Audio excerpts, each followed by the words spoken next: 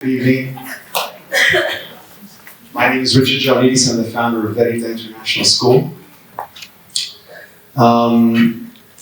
There was supposed to be a picture up here of my three sons. It's coming up. I have three sons. More like a father, a great teacher. So my three sons, I have an older son, his name is Jesse, he's 12 years old. I have a younger son, Amza, baby son, and just there you can see the pictures of them. And I am so blessed, I am so honored, I am so privileged that they chose me to be their father for this time that they're here. It's a great undertaking. It's been the most meaningful thing in my life. It's been the most vulnerable thing in my life. It's made me look at myself, look at life in so many different ways. It's been overwhelming in some cases, but overall it's just been a blessing and really a privilege. A few nights ago, the house was kind of calm. Usually there's total chaos in the house with four boys with me. I'm a boy also. Like I said, they chose me to be their father, but I don't know. Sometimes I think the roles are reversed. And it just happened that my little boy Amsa was sleeping in his bed, and my two boys, it was Saturday evening, and they said, "Dad, let's watch a movie." And I said, "Great, let's sit down." We got into bed and we turned on the TV, and of course they want to watch like Iron Man 4 for the 17th time. And you have to argue with them why we're not going to watch Iron Man. And so I said to them, "Guys, let's watch Casablanca. It's a classic." "Dad, it's a black and white movie, it's not even color." I said, "I know, but it's about romance." That made it really bad. Romance? I don't want to hear anything about romance. I said, no, but there's this history, it's World War II, it's a war film. So finally I convinced them to get into bed. I was so excited that this is my favorite, Humphrey Bogart, it's classic. So we're getting in bed, and we get to have popcorn, and I'm ready to explain. But you have this kind of vision when you're growing up, like, I'm going to do this with my sons, I'm going to watch this movie with them, and somehow it doesn't quite work out that way. And we sit down, and I'm so excited to guide them through the movie and all the nuances. And literally within 10 minutes, they're both asleep. There goes my dream, watching Casablanca with my children. But there was an aha moment at that moment, because there they are, sometimes you guys might know, you're like positioned in a certain way. They're one sleeping on this side, the one's on that side. You're trying not to move, you have to go to the bathroom. But it was an aha moment, because there they are sleeping. I don't know, some parents here, sometimes when they're just sleeping, you just look and say, "My God, they're growing up, they're huge." There's even the little one was just got born yesterday, and he's already 1 year old. And again, there's just this blessing of, my God, and it's really touching. And memories started coming of my older son, of how, his first walk, how we taught him to bike ride, and it's a huge responsibility, we worry for our children. Again, we feel so vulnerable, and I am sitting there watching them sleep, and I'm thinking, have I done things right as a parent? Have I given them the skills and the tools they need to live a fulfilling life? And then memories came through of the future, of them, leaving school, going to university, getting married, maybe not, having kids, hopefully coming and visiting old dad for Christmas time, hopefully, maybe. Now I look back and I feel so bad for my parents, because so many times, like, "Mom, I'm going skiing with so-and-so," or I'm so grateful that if they do come and join me for Christmas. But if they do and I open the door, as parents, I think we really want to give them a hug when they're 30 years old and deeply feel that they're grounded, that they're okay, that they're living their full potential. And I think ultimately we want them to be happy. And sometimes we lose sight of what's really important for our children. As a father, you're busy doing whatever you're doing as parents, as mothers, fathers. As an educator, you look at curriculums and assessments and evaluations, and we sort of lose sight of what's really important.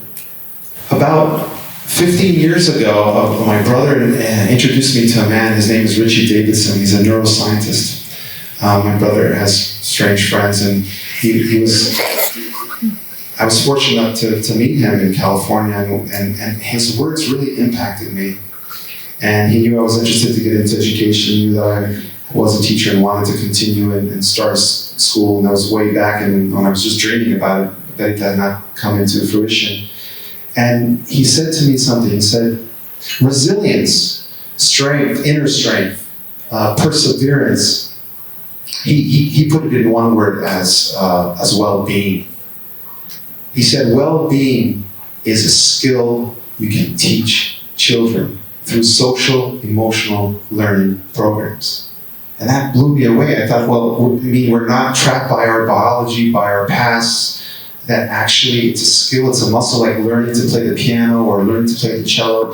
You can actually train or build the skills into children to have well-being.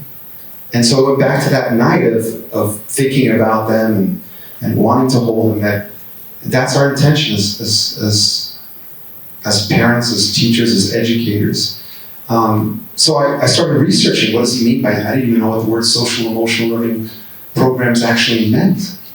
And he was the first person who put a seed in for me with Verita. And if you go to the next slide, most schools, as Brian mentioned, they have maybe one pillar instead of two pillars. And the one pillar is academics, and they focus on two intelligences. It's the cognitive intelligence of your math and your science, and your linguistic intelligence, which is your writing and your reading. And if you do those well, that's great. And then some schools say, okay, well, we do have to offer something else.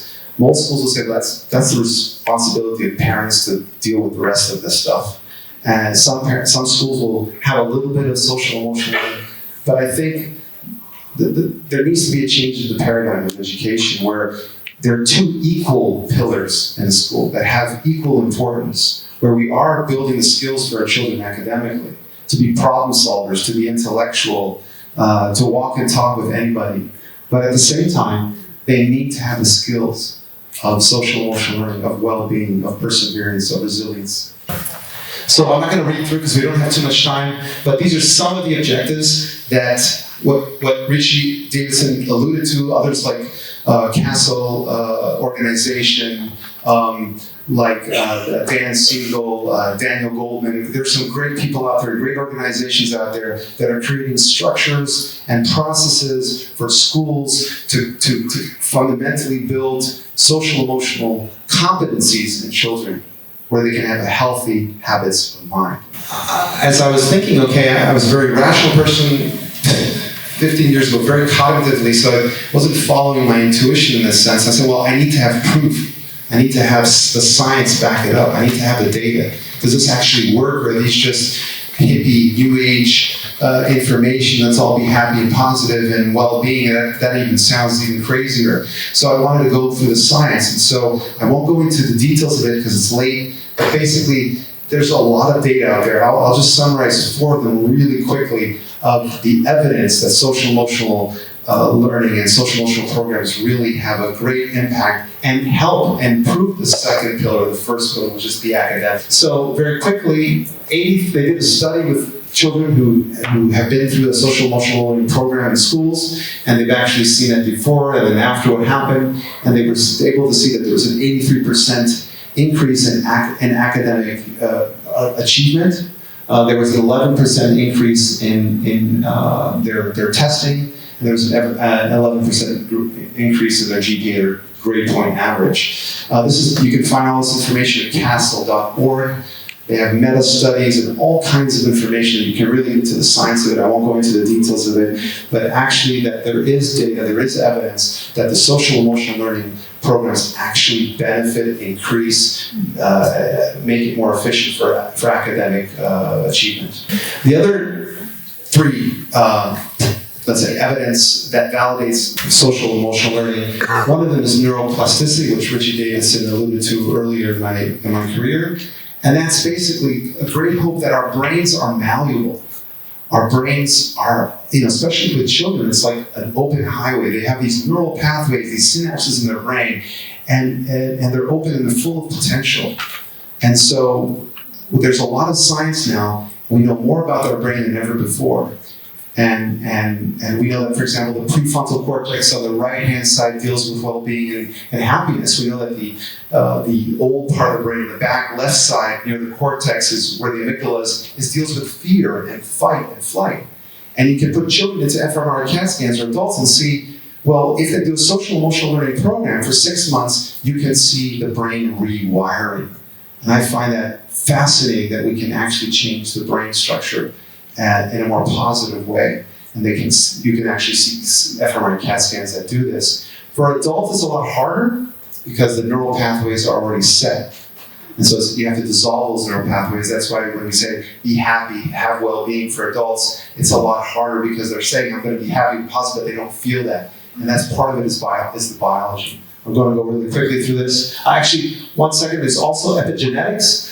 And that's basically saying that we have our DNA, our genes, and that we might have a predisposition to alcoholism, we might have a predisposition to anxiety, we might have a predisposition to depression, but it doesn't mean that we are our genes, and that our genes have sort of like volume control, and that even if I have a gene of alcoholism or anxiety, it doesn't necessarily mean that I will have anxiety, and that the expression of our genes can be modulated. There's a great flexibility, adaptability of these genes, and our brains are constantly changing. Our brains are always responding to experience. Our brains are always moving, and we have to find an intentional way to build the muscle. It's like a muscle in the brain or muscle in our genes to build healthy neural pathways for our children.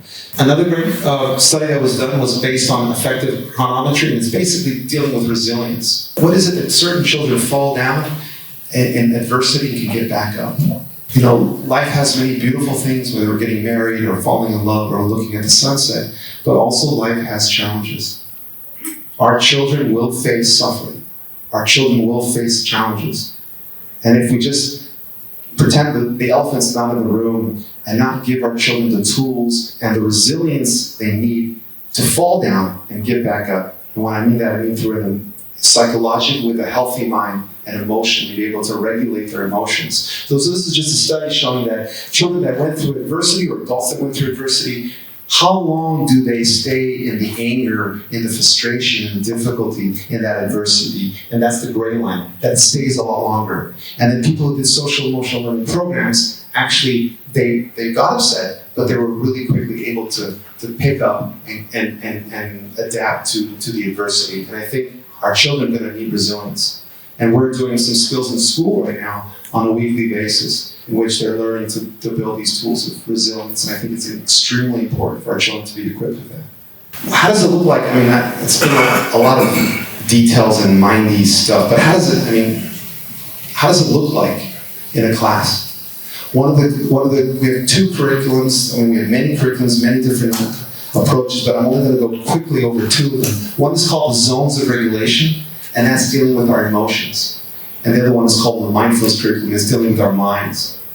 And so the zones of regulation, for adults, we were never given the tools of how to deal with our emotions. So many adults have sort of a roller coaster ride relationship with their emotions. So they're reacting to whatever's happening in their life rather than responding wisely. So here am I have anger, and I go out in life and I react to that anger, and usually I react in a bad way. So we're giving children a new operating system, a new roadmap, an internal scientific roadmap to allow them to understand their emotions, break down their emotions, and have skills to regulate their emotions. So for little kids, it gets more sophisticated as they get older. For little kids, we'll say, when you hurt yourself, when you're angry, when you're very upset, or when you're very excited, you're in the red zone. Your body is in the red zone. Or when you're sad, and when you're sleepy or tired, you're in the blue zone. And then we say, well, the green zone is where you have your optimal zone, where you feel comfortable, where you think anything is possible, where you're ready to learn. Many schools, many teachers are facing students who are in the red zone, the blue zone, and are not ready to learn. So we need to get our children into the green zone. The green zone is where we feel ready to learn and focused. And so How many times do you stay in the red zone? How quickly do you come back to the green zone? And we have 24 skills that we teach children how to go from the green zone to the red zone. Cognitive skills that they have to memorize, cards that they have to memorize, role playing that they have to memorize. So when a kid is scared, dark, and at night, and he's afraid, he can draw upon these skills and say, I'm going to use this skill to help me get back into the green zone. And I think that's so important as we get older to have those things. By the way, the green zone is in the prefrontal right cortex of our brain. The red zone is in the back. So these zones are also can be identified in the brain. How do we look like as parents when we're in the red zone? How do we look like as parents when we're in the blue zone? How do we look like as teachers in the red zone or in the blue zone? And so we are far more compassionate, far more kinder when we're in the green zone. If that's too emotional for you, as a businessman or as a person in the corporate world, we are great leaders in the green zone. We make great decisions in the green zone. We can think strategically. When we're in the red zone, we're just trying to solve crises and flare-ups impulsively. In the green zone, we can think strategically. In the green zone is where athletes like Roger Federer can perform at their highest levels. In the red zone, he won't win Wimbledon, but in the green zone, he can. So these are practical skills that we need to teach our children. Because in the green zone, it's where they're going to reach their full potential. And in the green zone is where there's less suffering for our children too. None of the colors are bad. We include them all. They're all part of who we are. We have to accept our humanity, accept all parts of ourselves.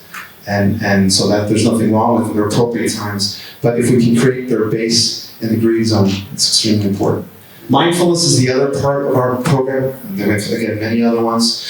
Our minds we're thinking machines. We're having 60,000 thoughts a day. 90% of them are repetitive. In our school, we call it the monkey mind, the mind that goes from tree to tree. And so we have to quiet this mind down. It can create a lot of suffering. It's a great tool. The left part of the brain, we can send people to the moon. We can build the Eiffel Tower. But to live in that place can become exhausting. We all know that. We're sitting in bed late at night, and it's especially when things don't go the right way. We hate unpredictability. We hate not to be in control of our lives. And guess what? Our children will face unpredictability. They will face adversity. They will face times when they're not going to be in control, and their mind is going to try to find solutions over and over and over again. And it's not going to work. And so they have to have the skills of how to work with a healthy mind, how to have healthy habits of mind. So this is a drawing which I love when we show to the children. And so we want to create a sort of an anchor for the children, a place where they can come home to, so that when they do have fears and worries and so forth, they can come back into their bodies and not be just walking heads, but actually feel it. Because if you're just working with your mind, you can say, I'm happy, but your body doesn't feel that way. Your body's a great tool to tell you if you're bullshitting yourself or not. And so mindfulness is a great way to drop that anchor down and to be grounded and to slow things down and to be in the present moment. And suffering comes from thinking about the future, thinking about the past, and resisting the future or the past. And that's where most of our suffering comes. So if we can have children become more present. With today's technology, they're going to phones and iPads and Facebook and malls, and we're constantly trying to entertain our children, and they don't know how to just be. We're creating human doings, not human beings. And yes, we want our children to manifest and to create things and build things and solve problems, but they have to also. And at the end of the day, when you have mindfulness, you have clarity. You're not crowded by all these thoughts. You're not burdened by all these emotional roller coasters, and you have clarity. And with this clarity, there's an opening. There's a space so powerful. There's that space. There's breathing space. There's a gap. And that's where solutions come. That's where great creativity comes. That's where we feel empowered. I think it has to start with us, also as parents, as teachers. We have to learn to be in this space. In neuroplasticity, it's called mirror neurons. We're mirrors to our children. So as I sit in bed with my children laying there, and looking at them. I don't worry about what they're going to be and how they're going to be and I don't have any control of that. The one thing I only have control of is if I can be a living embodiment of well-being, of balance, of happiness, I pass that on to my children. I give them that inheritance. That is the best legacy I can offer my children. Because I can, as John says, you can talk to children and tell them and preach them. They won't remember what you told them. They'll remember how you made them feel. It's the most powerful legacy we can leave our children. So it starts with us making that shift. As a father, I say that. As parents, we say that. But also as teachers. As schools. To make that transformation where we have a fully integrated child with multiple intelligences that can reach their full potential, not just using 2 intelligences. As an educator, I would say, let's spread social emotional learning to every school in Romania, to every school in Europe. Let's make it a priority for our society. You turn on the TV now and you see what's out there, the madness that's out there. There has to be there has to be a wiser way forward. So our children are not reactive and impulsive, but actually, wisely moving forward. And then if we do that, then we have children who are thriving, who are empowered, who can, create the canvas of their life, dance their dance, and live a meaningful life. That's what we're trying to do. Thank you.